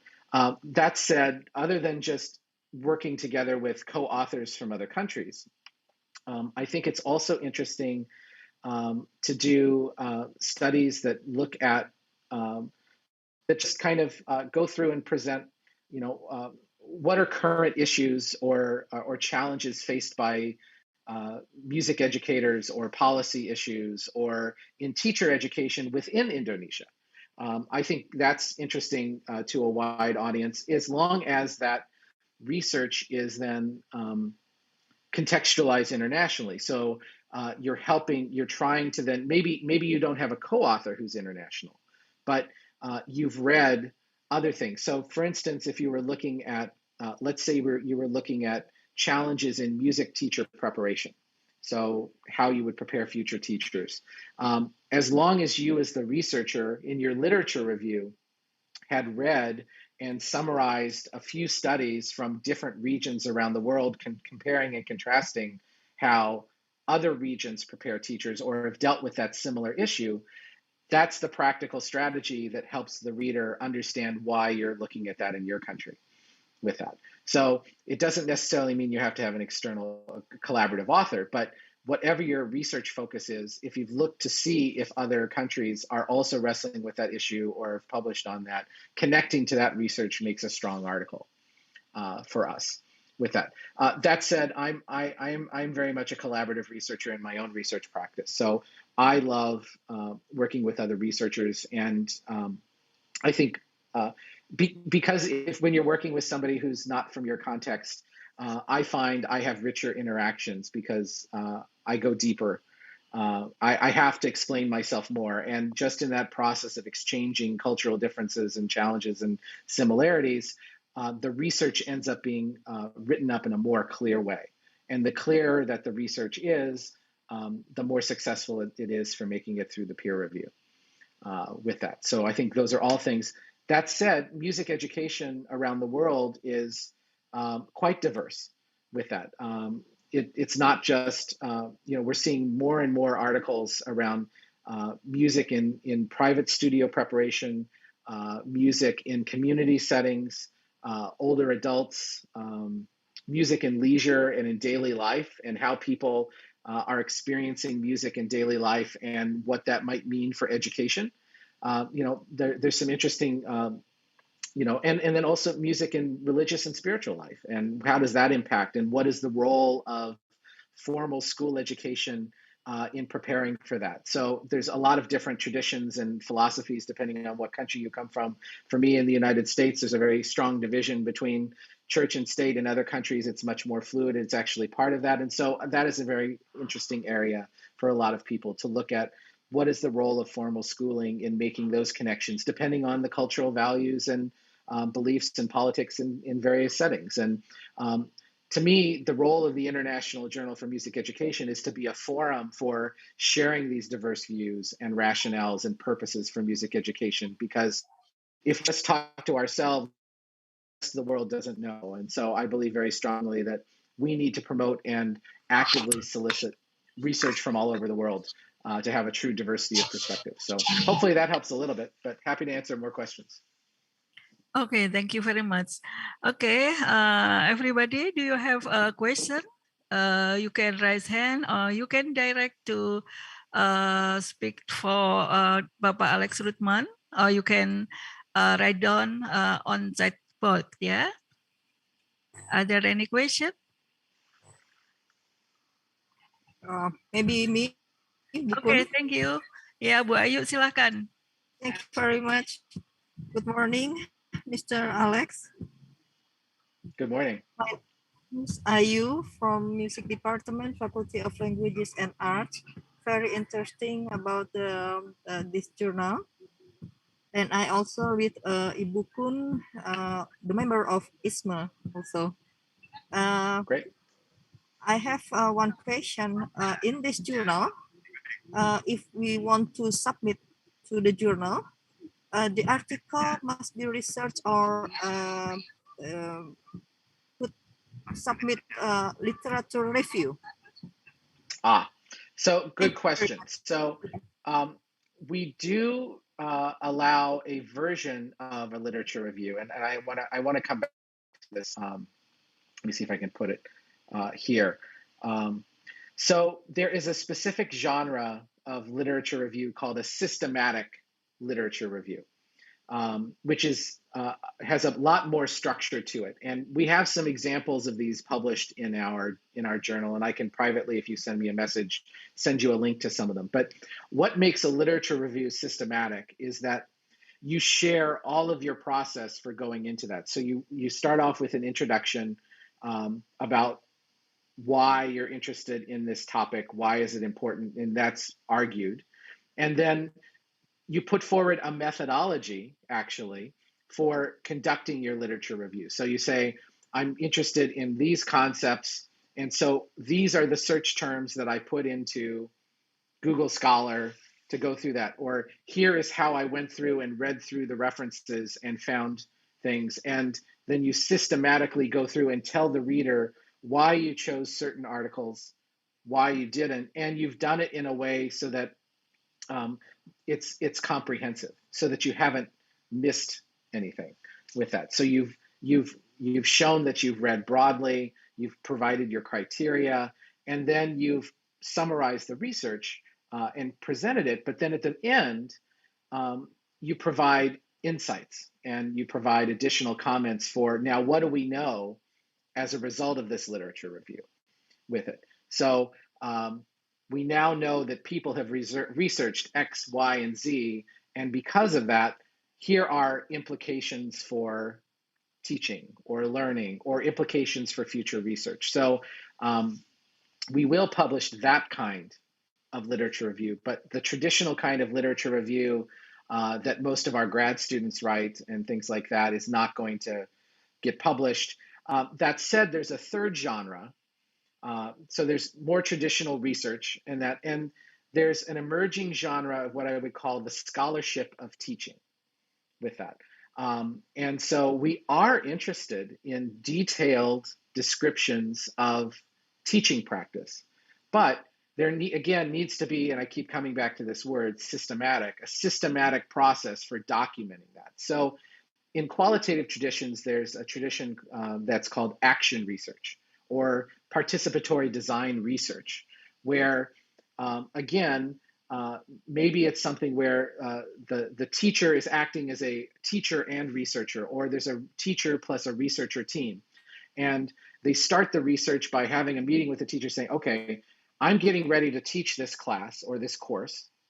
I'm really interested in piloting a new approach to teaching or a new approach to some aspect of that. And so the researcher and teacher will meet, they'll talk about that, they will make a plan for the course. They will then start teaching the course and check in systematically, regularly. Maybe they will debrief after each class or every 2 or 3, and they will make adjustments and they will talk about that. So, you know, I taught these 2 classes. Here's what worked. Here's what didn't work. Here's what I'm going to change. Okay. Then you document what you did and you follow that through whatever that process is, whether that's a semester or a year or a series of lessons. And then at the end, you go back and you analyze, you step back a bit from the teaching of it and say, well, what worked, what didn't work, what was your process? And again, it's systematically sharing that process. That's what makes it different from just sharing our practice. It's also what is maybe the difference simplistically between journalism and qualitative research with it, that there's this kind of deliberate process that we have shared with the reader so that if the reader, they're not just taking us on our opinion about it, but they're able to go back and follow and potentially recreate that process. So we used to publish every other article, every other issue of our journal. One was focused on research, one was focused on this scholarly practice.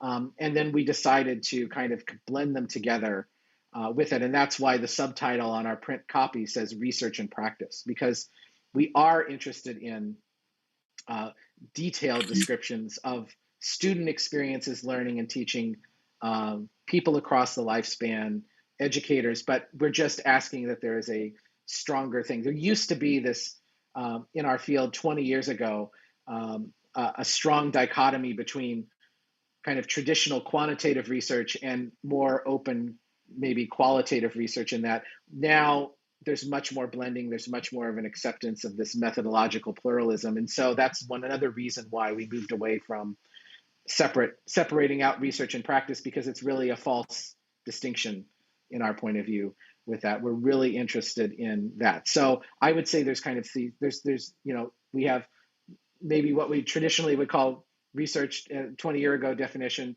Systematic lit reviews are fine.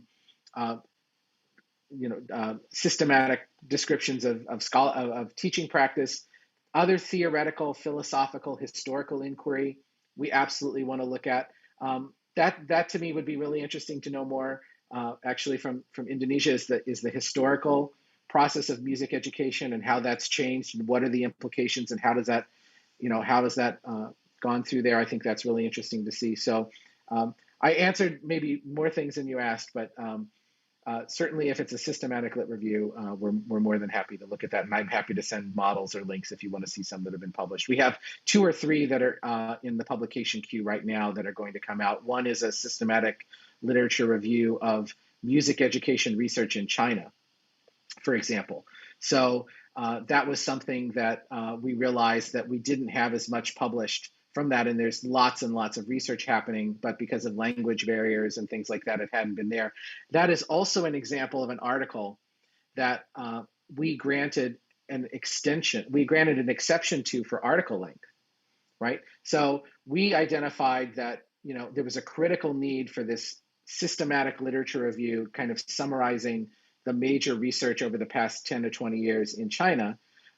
And that article was going to be longer than 6,000 words. But because it was going to be of benefit to the field and it needed that work, we granted the exception on that. So that's another thing that, if we can make the case that there's a need for those extra words and it's going to benefit the field and benefit our readerships, we will make those exceptions too.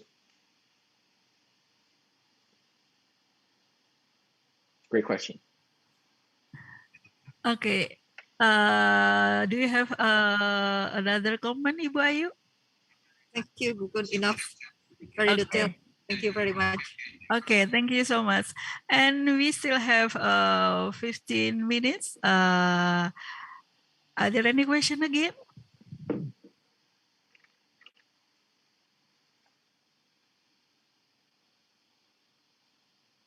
Hello? Okay, while awaiting another question, I would like you to give us. Hello? Are there any question? Oh, I would like you to give us a suggestion. If we are doing research comparing by 2 countries, what is a possible methodology that we use? Because if we use a quantitative methodology, So maybe the problem is sampling. And we have to use qualitative, or maybe you have any suggestion? Sure. Well, I think a kind of comparative study can look at a wide variety of methods.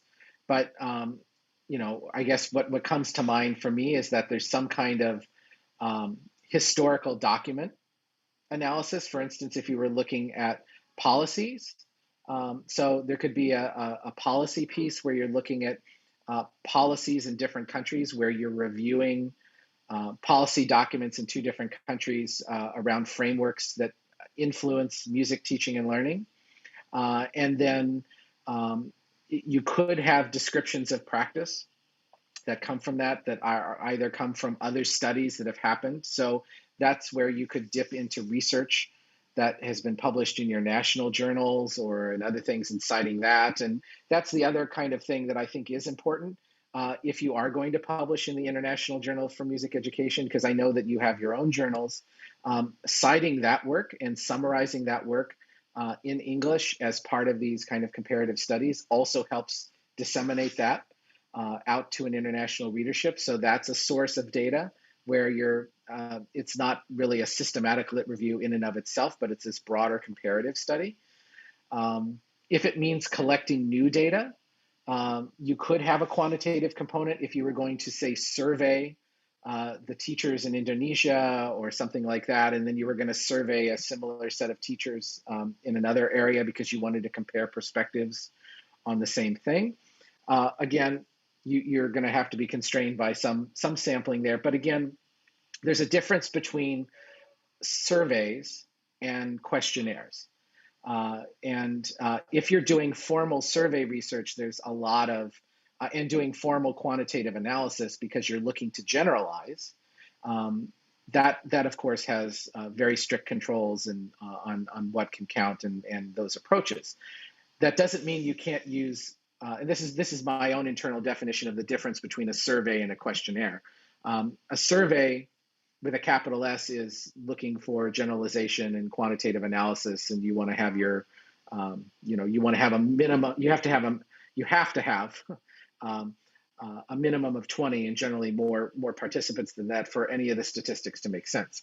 So if you're not running statistics, you can still create a questionnaire and sample, and you just say that this was a sample of convenience. You wanted to, you sent a questionnaire out to key policy leaders in the Ministry of Education or key educational leaders in music, or you selected, from the largest cities or the rural areas you've pulled in. You just say that it's incomplete.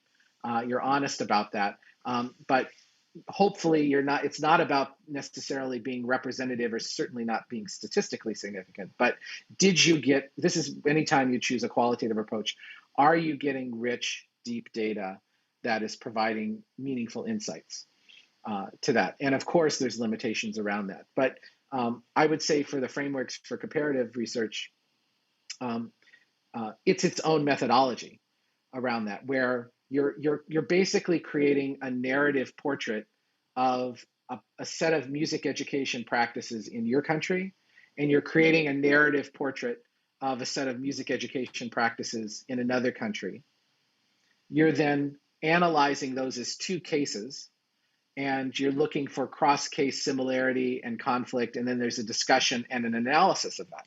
So within those portraits, you can have quantitative, you can have policy analysis, you can have qualitative data, you can even have anecdotal data if it's just presented that way. And then really what your methodological approach is that you've created portrait in country one, portrait in country two, and then you're putting forward a systematic process for analyzing those portraits and comparing them, and then drawing implications for music education in both countries and then maybe outside with that. So that's one way that I would think about constructing it. As long as you have a systematic process for creating your data and going through it, you're going to be generally fine.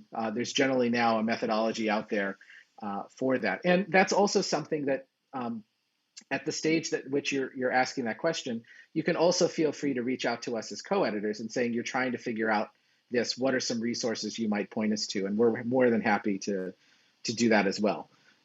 So I think that's a great question for that. Okay, thank you very much. Actually, I didn't have grid of data yet. However, I had already observed in teaching learning of music education in Indonesia, France, and in Holland, maybe more than 74 times. And yes. yeah, I recorded the process. And what do you suggestion? What can I do with this observation, this my documentation? Sure. Great. So I think because you have you've made significant visits, and these are primarily when I'm hearing you talk about this, that your data is your own documentation, your own reflections, the presentations you've given, and that kind of thing. So it's qualitative. It's that there are what are called autoethnographic research methods where you are going back and analyzing your own experiences and putting that out there. We do publish autoethnographies. That's one way if you're interested in that and kind of documenting that. There are formal processes for that. That said, I think another way of setting up that kind of process would be for you to maybe engage in a dialogue or maybe create a focus group with an academic in Holland and an academic in France, where you go through and present to them the key insights that you've noticed in your career looking at Indonesia with them, and you record that dialogue as a focus group, because they're going to be external reviewers. Because often in a qualitative paradigm, we talk about the data analysis technique of triangulation, so that we're not just presenting our own opinion, but there's at least two others. So triangle from three, there's at least three perspectives on the data or three inputs on that. And with that process, and you share their feedback and thoughts on that, and what did they learn from you? What are the implications that France and Holland have learned through interactions with Indonesia, and that kind of thing? Then you have a really strong kind of more qualitatively structured article about, particularly since you've had kind of many visits over many years, how has music education changed? How has that influenced music education in Indonesia? And back and forth with that. So those are some practical tips that I think could wait. If I were kind of thinking about that, that's one way you could do it. It's a kind of a mix of maybe autoethnography or this kind of retrospective, almost historical analysis, but with the perspectives of people who you've interacted with in France and in Holland, to kind of talk about those issues from that perspective. A good model for this actually is at our International Society for Music Education. We have a presentation format called a symposium, where oftentimes these symposiums are organized around a theme, and then there's a researcher or teacher from 4 or 5 different countries all addressing that theme. So that's something that you can also write up as research, where you go back and identify a theme, and you put in your thoughts, they put in their thoughts, and then you summarize it and put it together. And it's this maybe scholarly interrogation of practice within suggestions for the future. We definitely would look at that. Okay, thank you very much. It's a very interesting, yeah. Unfortunately, we still have 7 minutes, yeah. However, when we publish in a symposium or in a conference, in proceeding, for example, so we cannot publish in a journal, I think. Yeah, so what we can do, yeah. Well, I would say that's I'd say the answer depends. So for instance, at the International Society for Music Education, you prepare an abstract for a symposium. So it's just a summary of it. You didn't write a paper. Of course, if you submit a paper, a full paper, that can't be published. But if you present a symposium with the reason to raise these issues. So like, let's say, for instance, you organize a symposium, could be at at ISME, could be at Asia-Pacific, could be even within Indonesia, you bring together a panel to raise and discuss these issues. You record the panel, but then you go back as a group of co-authors and now write out a full article, taking the ideas that you began at the symposium, but flesh them out and turn them into a new piece around it together. That could be published, because there's a dividing line, because you didn't publish it as a paper. It was a working out of ideas. And that really, when you go back to the COPE guidelines, the ethics guidelines, which I linked on the first slide, that's really where it comes down to with what is a publication and working with that.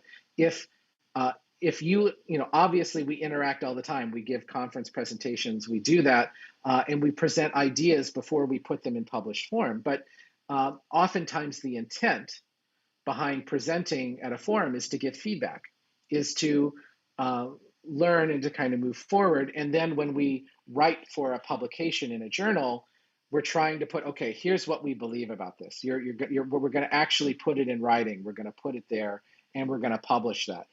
As long as you've acknowledged in the article you've submitted to the journal that this is based on prior work that you started working out through conference presentations, but is not the same as, right?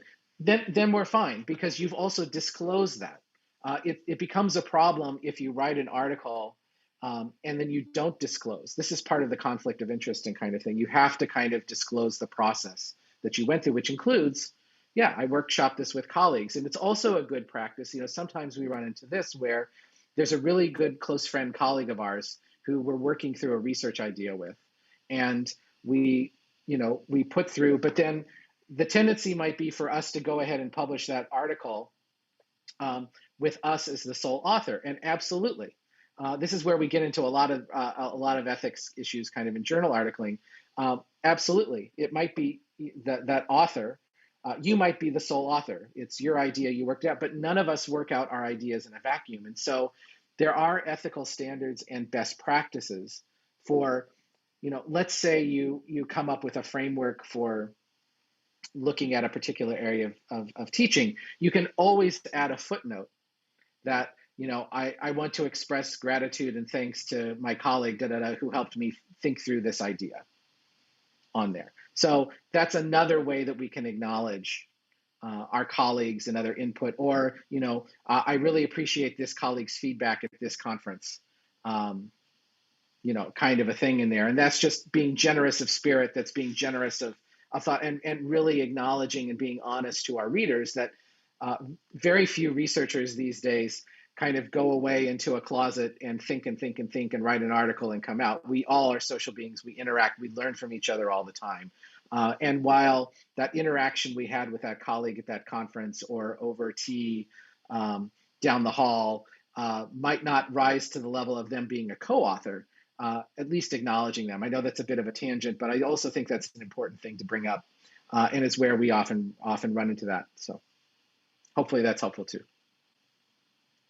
Very much for your clear explanation. And unfortunately, time is running fast, and right now we in the end of the session.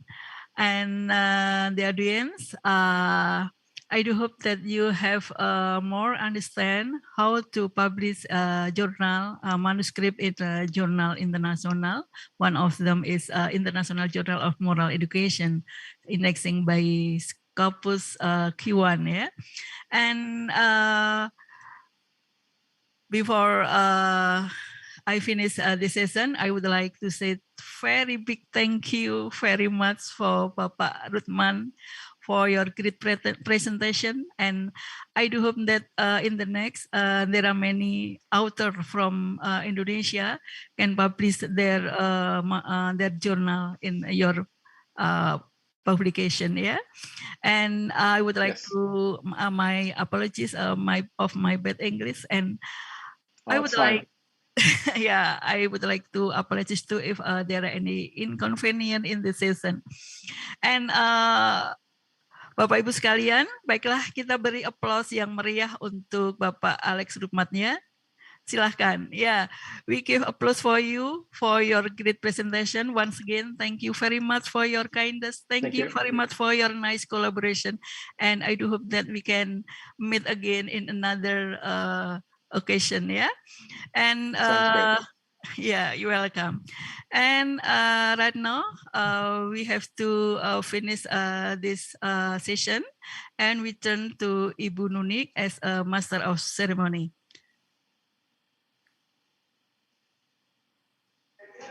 Thank you very much, Ibu Kun. Well, ladies and gentlemen, we have been through 3 plenary sessions so far. We do hope we can learn a lot from all the speakers who have shared their inspiring and insightful ideas.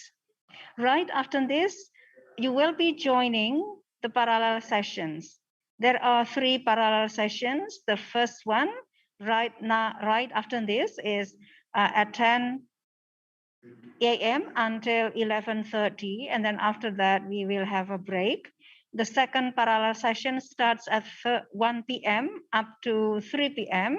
and then after that we will have a break first before we come to the last parallel session for today, starting at 3:30 p.m. up to 5 p.m. and then the closing will be conducted in the parallel sessions rooms.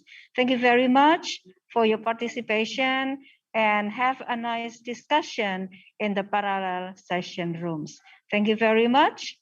Assalamualaikum warahmatullahi wabarakatuh.